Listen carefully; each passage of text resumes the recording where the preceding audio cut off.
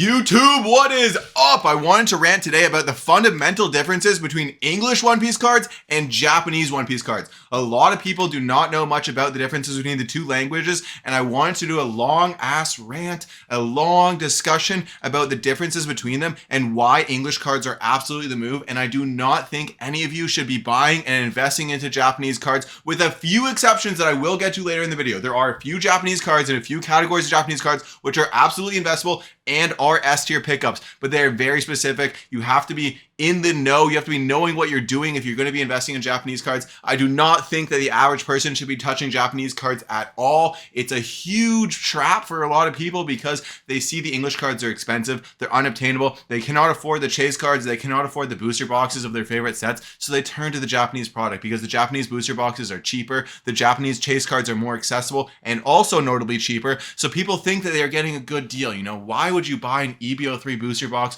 for $500 Canadian when you can buy an EBO3 booster box in Japanese for about one-fifth of the price? They both have the same number of packs, but they are not the same. One, Japanese product has half the number of cards and half the number of hits per sealed product. So each booster pack of Japanese cards will only have 6 cards compared to the 12 cards inside a regular English booster pack.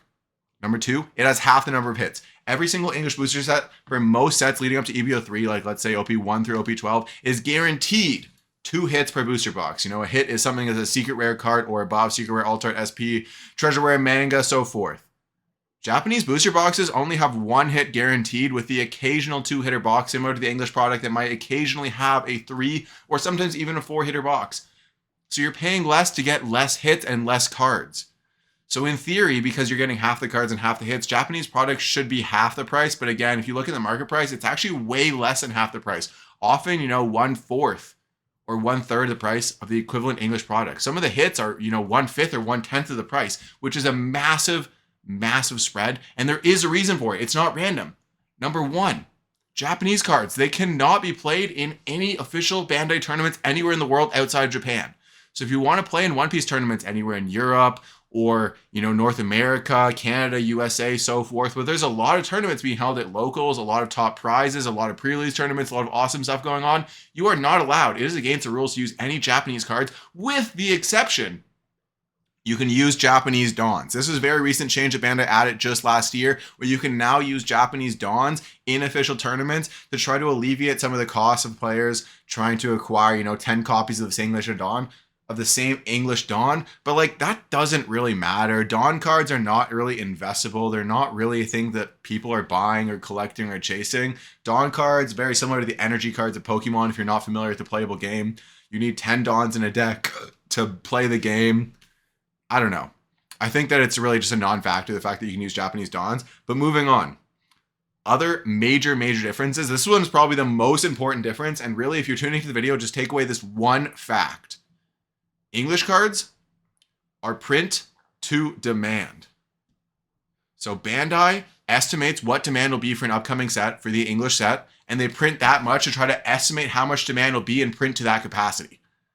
So if they estimate demand will be very, very high for a set, they'll print a little bit more. If they estimate the market's a little bit cold and it's not very receptive to the upcoming set, Bandai will print less. A great example of this was EBO1. The market was very cold. Bandai saw that it wasn't going to be received well, and as a result, these little cute pink chopper boxes, they're very short printed. I estimate less than 10,000 cases of the EBO1 has ever printed. Whereas almost every single set, apart from EBO1, demand has been higher, and Bandai has printed notably more than 10,000 cases. But again, they estimate demand and they print that much, and then they generally do not go back and print more, even if they underestimated demand. Like we saw with OP13, they massively underestimated demand that was going to come for OP13. So they printed about 20,000 cases OP13. There was probably demand for 50 to 100,000 cases, but it wasn't there. So as a result, the secondary market absolutely pumped. The cases in the boxes became more and more expensive because Bandai was not printing additional product to fill that demand. They were not flooding the market with English supply. However, in Japanese, with Japanese booster boxes, Bandai will actively reprint the boxes to meet demand.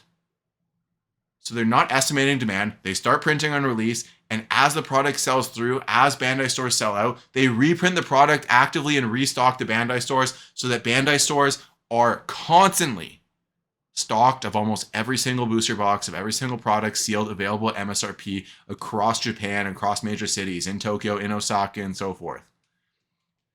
It does result in there being a secondary market where some of these Japanese booster boxes are like a little bit more expensive than MSRP elsewhere in the world, like all the way in Canada. Like, yes, you do need to ship it from Japan all the way to Canada. Prices does pump, import fees, tariffs, blah, blah, blah, blah, blah.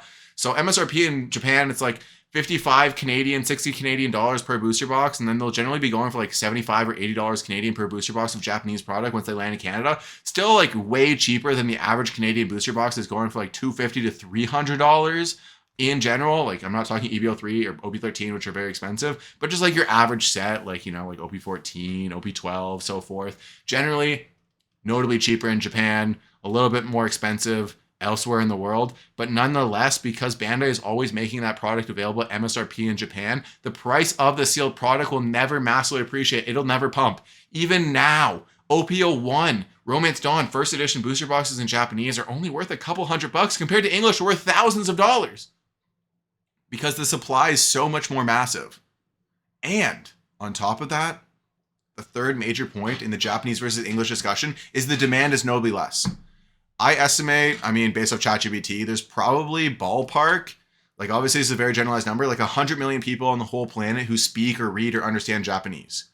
That is nothing compared to the number of people who speak or read or understand English. It is like 100 million versus billions. You could argue 3 or 4 billion people on this planet are probably capable of reading and comprehending English to some capacity. And as a result, those people are going to prefer to collect and open and chase English product over Japanese product simply because they are humans. They do not understand. They do not read Japanese. I don't read Japanese very well. I don't understand Japanese very well. I prefer English product because it's my native language. It's what's accessible to me. It's what's sold locally at my shops. It's what I can play the game with. There's more demand for it in the market if I ever want to sell or trade or collect it. It just makes more sense at every single level. The only reason people are going for Japanese is, again, because of the price point. They view Japanese as an accessible thing, but they're honestly shooting themselves in the foot. I would say if you cannot afford the English thing that you want, you can't afford the English chase card that you want. Let's say you want a manga or a SP or a treasureware that's very expensive in English, hundreds or thousands of dollars. And you think, you know what, it's cheap, it's accessible, the artwork is the same as Japanese, I'm going to buy that thing instead. I really don't think that's a move. I think you should have patience, you should have diligence, you should have discipline to buy cheaper stuff and trade your way up. It is a trading card game after all. Grow your portfolio, make some trades, make some moves until you can afford that grail thing. The enjoyment in life is about the journey, not about acquiring the thing. You're not going to feel amazing when you acquire that Japanese thing because deep down you are going to know that you settled. You settled for the Japanese thing instead of getting the English thing that you actually wanted. And if you are telling me you wanted the Japanese thing, you are coping. I refuse to believe that anybody who's living and speaking English as their primary language all day long, I'm not talking Japanese people in Japan or Japanese people elsewhere in the world. I'm talking people who speak and live in an English society. You are coping if you are collecting top grail If you are coping, oh my God, I want to repeat this. If you are collecting top grail Japanese cards where there is an equivalent card, the exact same card printed in English. Which brings me to my exception. Japanese language exclusive cards do not fall under this umbrella. So if there's a Japanese printed card where the equivalent card does not exist in English, that is a unique situation where it could be investable. It could be a card worth collecting and picking up. You know, recently a great example of that has been the One Piece Day, like this Lego Luffy 2025 card. That only exists in Japanese. It's a nickname card. It's very cool. I did buy some, I own some. I think it'll be a great investment. It's been cooking since release. I think it's up like 500% from initial release price on release day just a couple of months ago. So again, it is cooking, but most Japanese cards will not perform well. Winners keep winning in markets, and if you look at any top Japanese cards, they have underperformed the equivalent English card on every single time frame. Exception again being Japanese language exclusive promos, like the Mossburger promo or the One Piece Day promo. There's a lot of Japanese exclusive promos, which are super awesome, unique artwork that people are going to want to chase and people are going to want to own. But the demand will never be the same, even for Japanese language exclusives, for English chase cards. Simply because of the differential in the number of people who speak Japanese and the number of people who speak English. Yes, some percent of English speakers, they are going to go and they are going to dip their toes into Japanese product. They're going to buy Japanese exclusive language cards. But the majority of collectors who exist in English-speaking countries will never purchase, will never want to purchase any Japanese product, any Japanese cards. Demand will always be massively lower for Japanese product. And demand is what drives value in almost all markets. If there's no demand, there's not going to be any value long term. And even if there was value, let's say you get in a situation where you buy this Japanese Grail card and it pumps to the moon and now you want to sell it. There's not enough buyers. There's very few buyers in eBay. If you think you're going to fly to Japan, guess what? I got news for you. Unless you have an official Japanese citizenship card, game shops in Japan will not buy from you. They will refuse to purchase any cards from you, even if you offer them a $1,000 card for $500. An unreal deal. They have honor and they follow the rules in Japan, and they will not purchase from you unless you are a Japanese citizen. So then you're jumping through hoops trying to find a Japanese citizen who will arbitrage and sell your card for you and take a % profit, because there are services like this in Japan. I have used them where, like, I give your card that's a $1,000 card to a Japanese guy who has a citizenship card, who has familiarity with some game stores. He goes to the game store, he sells it for $900 and he gives you $800 and takes $100 profit for the convenience. But then you're taking such a massive edge and it's such an inconvenience. It's so hard to sell. Like, I don't know. I just don't know why you would go about doing that unless you're somebody who has no intention of ever reselling or gaining value from your collectibilities, and you're just somebody who wants to enjoy the artwork, wants to open the product and experience it. Then yeah, perhaps Japanese product could be uniquely for you. But again, I assume if you're watching me here on YouTube, it's because a lot of you, despite the fact that you might enjoy the cards, you like in collecting the artwork, it's cool, it's fun artwork, you have fun, you also want there to be some upside, some element of investability, some element of return on investment. When you're buying these cards, you understand that you get to enjoy the hobby, display your artwork, look at them, read about them, do research on them, trade them, show them off, to eventually one day realize profit on them, or trade that card for even more things in the hobby because the value is appreciating. Japanese product can't do this. I do this all the time where, I'll buy an English card or I'll buy an English sealed product knowing that I'm not going to sell it for money down the line, but I'm going to leverage that in the future when it's worth more to free run this hobby.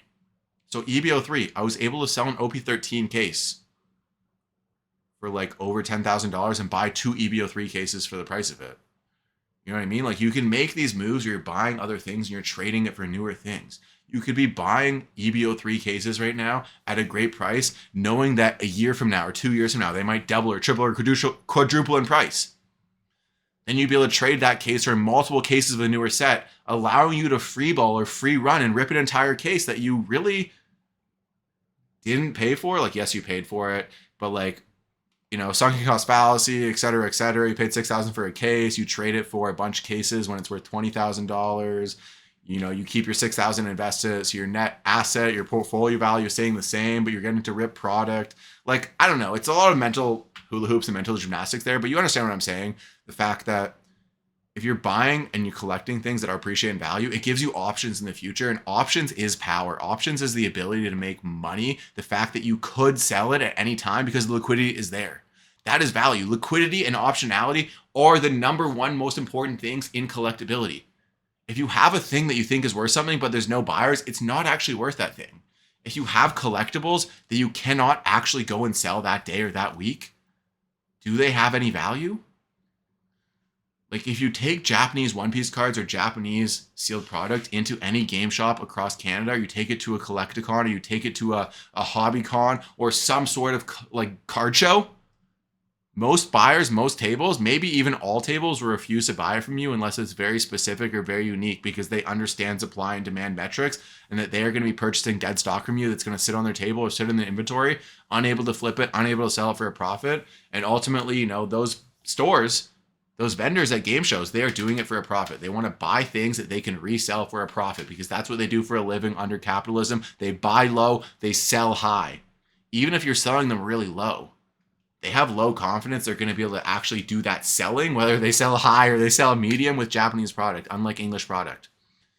So the optionality and the ability, the fact that you could have an English chase card or an English sealed product and take it to a game store today and get a percent of market, or take it to a card show this weekend and get cash same day for that thing, it's like unmeasurable how much more valuable that is versus Japanese. Of course, you could measure it by comparing the prices between Japanese and English, and the market is telling you how much it's worth, right? You could take any given manga card and notice that it's worth, double, triple, quadruple, sometimes 10x more in English versus Japanese. because of that optionality, because of that liquidity, because of that asymmetric difference between the demand for Japanese product and English product. So again, those of you who are new to One Piece or considering getting into Japanese product, I really don't recommend it unless, of course, you're one of the people I did talk about, like you live in Japan or you're a native Japanese speaker, or, you know, you really just want to collect cards and you don't really care about the investability of the resale down the line because maybe you're already independently rich or you're a business owner who makes a shit ton of money and, you know, making a little bit of extra money on your hobby is irrelevant to you. You don't care about it. You just want to enjoy your hobby. But like at the same time, if you are an individual like that who doesn't care about money because you are already so successful, why wouldn't you just go for the English product? Like, it doesn't make sense to me, the individuals who are opting for the Japanese product. It's just such a weird spot to be in, right? So you don't have the money or the budget or the cash flow to be able to afford and experience English product and English chase cards, like buying English booster boxes and buying English singles and trading them, because maybe you're in a position financially in life, you know, you live in a country where wages are not high, or you're a student, or you're still young, or you're studying, you're in school, or you're early on in your career, or you don't have a lot of disposable income because you're saving for like a house or a new car or a new phone, or you want to buy your girlfriend a dog, or whatever it is that's preventing you from having the money. So you decide, hey, you know what? I'm going to buy a Japanese product because the Japanese booster box is $80 and the English booster box is $300, and I can afford $80, but I cannot afford $300. You are hurting yourself more than you know because of the effect of compound interest on a long enough time frame. When you buy the $80 booster box, you are burning the money. It's very unlikely that you will ever see any value back from the $80 booster box after you open those cards and experience the product and have a good time Friday night ripping it. However, if you open English product, not only is there a good chance because you're getting twice the number of hits, right? There's 2 hits per booster box of English versus 1 hit per booster box of Japanese. So already you're getting 2 chances to potentially get a card that is massively valued, worth more than you paid for the booster box, which will have immediate liquidity. You could bring it to a game shop or a card show the next day and get cash, typically way more than you paid for your booster box. If you pull a manga or a top SP or an alt art leader or something amazing in that booster box. And then even if you don't, because of the way that English product is printed to demand, not constantly reprint it, even if you get some cards in there, your 2 hits, 2 secret rares, 2 alt arts, whatever it is, that's worth less than your booster box. You take a little bit of a loss, you spend $300, maybe you only get $80 or $100 of cards out of there. If you hold those cards long enough, because of the way the One Piece market is going and the way I see it going in a long enough time frame, eventually those cards will be worth more than you paid, and you will be up, and you will be able to sell those cards and flip it for another booster box. So your money is not gone. You put $300 into a booster box, and 2 years later you could sell those cards that you got from the booster box because they appreciate it in value because that product was short printed. It was only printed to demand, maybe 1 or 2 print waves, at a card show because it has liquidity, and then buy another booster box of a regular set. Like, let's say right now, you buy an OP14 booster box for 300 Canadian. You get like $100 of alt arts out of there. Oh no, you're down $200. But you got to experience opening the booster box. You got to collect the cards, put them in your binder, display them, enjoy the artwork, get that dopamine, enjoy it. And then a year and a half later, those cards are now worth the same price of, let's say, like OP19. And you trade those cards for an OP19 booster box at a show. No additional money out from you being injected into the hobby, and yet you are getting another booster box to rip. If those are Japanese, you know, when OP19 came out down the line, you'd have to inject another $80 of your own capital into the hobby to experience a subpar booster box opening. So you put the 300 into the hobby and you leave it invested and you let it compound, whether it's lower end chase cards or you get the higher end chase cards from that booster box. Both are going to do way better than getting Japanese product, which is not going to appreciate. There's no liquidity, there's no optionality, there's no ability for you to resell and gain value down the line. It just doesn't make sense to me. And those people who cannot afford the thing are the people who need that value, that appreciation more than anybody else. The only way to get out of like zero, you know, where you're constantly chasing, you're constantly running on that rat race or that hamster wheel, is to start making investments that compound and work for you so that you're not only trading your time for money. You know, you're not only going to work and working for whatever dollars per hour until you can afford a booster box and then repeat until the next booster box and so forth, right? Because you're buying English product that is S-tier product ideally. Of course, that's a discussion for another video to be buying only English S-tier product. But if you were doing that, it's going to be appreciating constantly, even when you're not working. So your investment, your money that you put into the trading card is working for you. And eventually your portfolio will start growing at such a massive pace that you can actually start acquiring booster boxes and singles and sealed product regularly with no additional capital from you invested into the hobby. You are no longer injecting capital from your job. You are no longer working 4 or 5 hours to afford a booster box. You are simply letting your existing collection where you previously didn't just invest money appreciate and gain value such that you can acquire even more things. You bought an OP13 booster box for $250 because it was English. It appreciated up to $900. You sold it. You could then buy, multiple OP14 booster boxes. Keep a few sealed, open a few. Some of the hits appreciate in value. Some of the sealed product, you sell the OP14 hits. You sell a few booster boxes. Maybe you keep one. You buy even more OP15. Set to set, month to month, your portfolio is growing, it's growing as you're making trades, injecting no additional capital because you have the optionality and the liquidity there to sell the things when they become high, when the price pumps, because you have the liquidity from owning the English cards, you have the ability to sell those things and rotate that money into a cheaper other thing that will then appreciate more, growing your portfolio step after step, bit by bit. You climb that mountain, you step by step, you make trades, you appreciate on your product, and eventually before you know it, you have a massive collection worth a ton of money that is appreciating faster than you can even earn. I mean, I'm not quite there yet, but that is the end game, right? The point at which the compounding interest, the gaining value of your portfolio, whether that's trading cards or stocks or whatever you are investing in, is appreciating so much faster because you are investing in things with liquidity and optionality that you end up winning so much harder. So those of you who think you cannot afford English product, I really recommend you just go for English product that is cheap, that is affordable. If you cannot afford an English sealed booster box, then don't invest in an English sealed booster box. Don't just opt for a Japanese booster box. That's some loser mentality. You are coping to the max. Find an English card, find a single, find something that is within your budget and invest in that. You don't have $300 for a sealed booster box, but you want to invest in sealed product. This is a great option. You could buy a third anniversary treasure pack for like $30, $40 right now. This is a fantastic sealed product that'll appreciate in value, very likely at the same rate of booster boxes. And maybe your bread isn't high enough to get a $100 booster box, but you could get a $40 pack. And then it doubles or triples. And then you sell that and you buy something else. And you continually work your way up because you have the liquidity, because you're owning the thing that everybody else wants, the thing that has the liquidity, the thing that has 3 billion potential people on the planet who speak English who are going to potentially want to buy it from you if they get into One Piece cards. Not to mention the fact that, One Piece is old. Nothing in this world that is new has seen success. Everything that is seeing massive success in capitalism, in this corporate world, in the dawn of social media, is often same, but different. What do I mean by that? It's something that we've seen before that has been iterated slightly different to make it feel different enough, even though it's really the same thing, just repackaged so they can see success, because nobody wants to take massive risk doing a new thing. They don't want to push a new IP. They don't want to invent new characters. They want to push the same characters and the same stories with spin-offs, recognizability, familiarity with the audience, guarantee it's going to see success. So there's less risk rate investors who are pumping this product, which is why I think One Piece is so massively uniquely positioned to be one of the most successful trading card games over the next year, over the next 5 years, over the next decade, over the next multiple decades. Because One Piece is one of the few IPs which has seen massively long-term success. Over almost 30 years old. Next year, it'll have 30 years of mangas coming out for One Piece, pushing the IP, making the characters familiar, creating super fans all over the world. There are very few IPs which have been around that long, which are owned by the company pushing the IP. Now, this is a bit different, obviously, because, Bandai Namco doesn't technically own the IP behind One Piece, but I really don't see a future where it's retracer and then where it's retracted for them if there's any issues, but that's probably, again, another discussion for another video.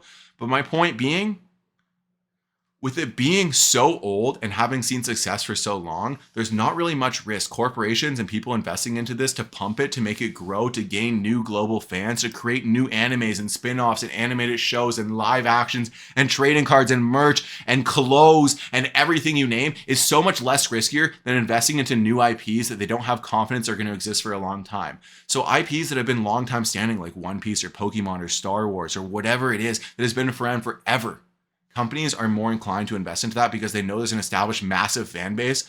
And a lot of that fan base, because it's been around for so long, are skewed older. So they have jobs, they have income, they have disposable money they can push into the hobby.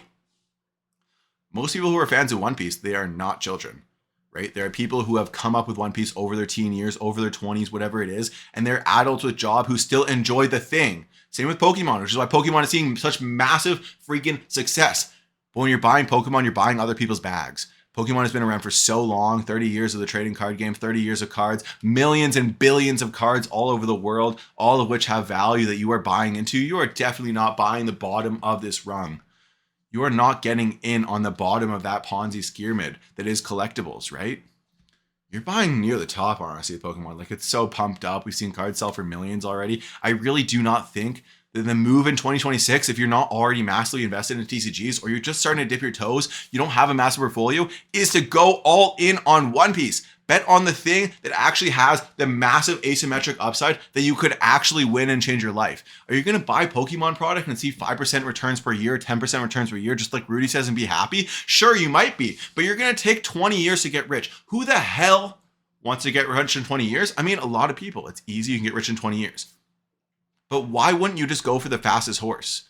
One Piece is not going to go away anytime soon, and One Piece has been outperforming Pokemon in every single time frame. It'll continue to outperform Pokemon. If it stops outperforming Pokemon, then I'll reconsider my position. You know, a smart investor, as they're presented with new data, they reevaluate their opinions and they change their positions. They make different moves. They change their opinions. But right now, One Piece is winning the hardest just because of the dip of the last 2 or 3 weeks. People are getting really scared.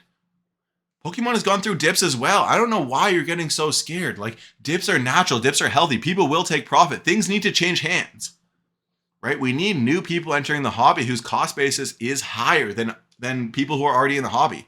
We can't just have everybody buy OP13 for $200 a box and it go to $2,000 a box. We need people along the way to take profit so that there's new entrants in the hobby. You know, marginal buyers whose average cost basis is higher, creating a floor for that product as it climbs back up, you know, as it pumps and dumps and pumps and dumps and pumps and dumps higher. That is the natural progression of any asset in markets.